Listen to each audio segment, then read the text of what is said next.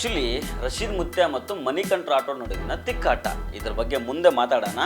ಆದ್ರೆ ಈ ತಿಕ್ಕಾಟ ದೊಡ್ಡ ಹೈಡ್ರಾಮಾ ತನಕ ಹೋಗೋಕ್ಕೂ ಮೊದಲು ಮಣಿಕಂಠ ರಾಠೋಡ್ ಮಾತಾಡಿದಾನೆ. ಇದ್ರಂಗೆ ಮಣಿಕಂಠ ರಾಠೋಡ್ ತನ್ನ ಬೆಂಬಲಿಗರ ಜೊತೆಗೆ ಜೇವರ್ಗಿ ತಾಲೂಕಿನಲ್ಲಿರೋ ನಾರಾಯಣಪುರ ಗ್ರಾಮಕ್ಕೆ ಹೋಗ್ತಾನೆ. ಇದೇ ಗ್ರಾಮದಲ್ಲಿ ರಶೀದ್ ಮುತ್ಯ ಇರೋದು.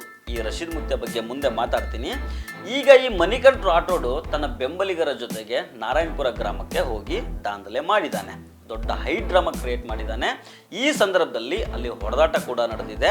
ರಶೀದ್ ಮುತ್ಯನ ಕಾರ್ ಡ್ರೈವರ್ ತಲೆಗೆ ಕಲ್ಲೇಟು ಕೂಡ ಬಿದ್ದಿದೆ. ಹೀಗಾಗಿ ರಶೀದ್ ಮುತ್ಯನ ಕಾರ್ ಡ್ರೈವರ್ ಕೊಟ್ಟಿರೋ ದೂರಿನ ಆಧಾರದ ಮೇಲೆ ಕೊಲೆ ಯತ್ನ ಕೇಸಲ್ಲಿ ಮಣಿಕಂಠ ರಾಠೋಡ್ನನ್ನ ನೆಲೋಗಿ ಪೊಲೀಸರು ಅರೆಸ್ಟ್ ಮಾಡಿದ್ದಾರೆ. ಇಲ್ಲಿ ನಾನು ಮಣಿಕಂಠ ರಾಠೋಡ್ ಪರವಾಗಿನೂ ಮಾತಾಡ್ತಾ ಇಲ್ಲ, ವಿರುದ್ಧವಾಗಿಯೂ ಇಲ್ಲ. ಈ ರಶೀದ್ ಮುತ್ಯ ಮಾಡೋ ಕೆಲಸ ಕೂಡ ನನಗಿಷ್ಟ ಇಲ್ಲ.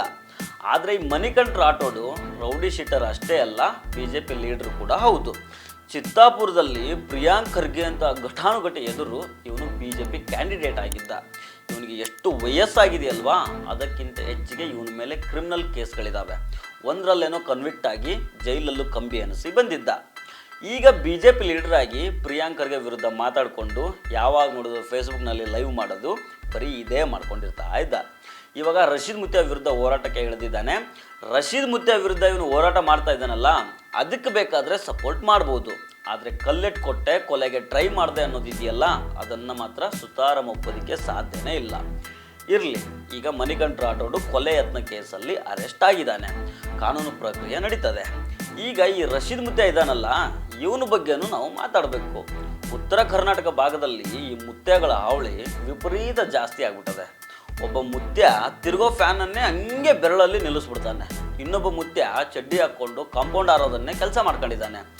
ಒಬ್ಬಿಬ್ರಲ್ಲ, ಇವರು ಊರಿಗೆ ಒಬ್ಬೊಬ್ರು ಮುತ್ಯಗಳು ಉಟ್ಕೊಂಡ್ಬಿಟ್ಟಿದ್ದಾರೆ. ಇವಾಗ ಜನರಿಗೆ ನಂಬಿಕೆ ಹೆಸರಲ್ಲಿ ಮೂಢನಂಬಿಕೆಯನ್ನು ಸ್ಪ್ರೆಡ್ ಮಾಡ್ತಾ ಇದ್ದಾರೆ. ದೊಡ್ಡವರು ಸಣ್ಣವರು ಹೆಣ್ಮಕ್ಳು ಅನ್ನೋ ಮರ್ಯಾದೆನೂ ಕೊಡೋದಿಲ್ಲ. ಇವರು ಬಾಯಿಗೆ ಬಂದಂಗೆ ಮಾತಾಡ್ತಾರೆ, ಮನಸ್ಸಿಗೆ ಬಂದಂಗೆ ಕುಣಿದಾಡ್ತಾರೆ. ಕೋತಿಗೆ ಹೆಂಡ ಕುಡಿಸ್ದಾಗ ಮಾಡ್ತಾವಲ್ಲ, ಹಂಗೆ ಮಾಡ್ತಾ ಇರ್ತವೆ ಈ ಮುತ್ಯಗಳು. ಈ ರಶೀದ್ ಮುತ್ಯ ಡಾಕ್ಟ್ರು ಅಲ್ಲ, MBBS ಓದಿಲ್ಲ, ಅದ್ರ ಸ್ಪೆಲ್ಲಿಂಗ್ ಕೂಡ ಗೊತ್ತಿರ್ಲಿಕ್ಕಿಲ್ಲ. ಆದರೆ ಕ್ಯಾನ್ಸರ್ಗೆ ಔಷಧಿ ಕೊಡ್ತಾನಂತೆ. ಮಕ್ಕಳು ಆಗದೆ ಇರೋರಿಗೆ ಮಕ್ಕಳು ಆಗೋ ಥರ ಮಾಡ್ತಾನಂತೆ. ನಡೆದಾಡೋ ದೇವರಂತೆ. ಇವ್ರಿಗೆ ನಾವೇನೂ ಹೇಳೋದಿಲ್ಲ. ಇವ್ರಿಗೆ ಅದೆಲ್ಲ ಬಿಸ್ನೆಸ್ ಅನ್ನೋದು ನಮ್ಗೆ ಗೊತ್ತಿದೆ. ನಂಬಿಕೆ ಹೆಸರಲ್ಲಿ ದುಡ್ಡು ಮಾಡೋ ದಂಧೆಯನ್ನು ಇವ್ರು ಮಾಡ್ತಾ ಇದ್ದಾರೆ. ಜನರು ಇದನ್ನು ಅರ್ಥ ಮಾಡ್ಕೊಳ್ಬೇಕು. ಜನರಿಗೆ ಎಲ್ಲಿ ತನಕ ಇವರ ನಾಟಕ ಅರ್ಥ ಆಗೋದಿಲ್ವೋ ಅಲ್ಲಿ ತನಕ ಇವರು ದೇವರು ನಂಬಿಕೆ ಹೆಸರಲ್ಲಿ ಮೋಸ ಮಾಡ್ತಾನೆ ಇರ್ತಾರೆ. ತಾವು ಮಾತ್ರ ಐಷಾರಾಮಿಯಾಗಿ ಕಾರಲ್ಲಿ ಓಡಾಡಿಕೊಂಡು AC ರೂಮಲ್ಲಿ ಬದುಕ್ತಾ ಇರ್ತಾರೆ.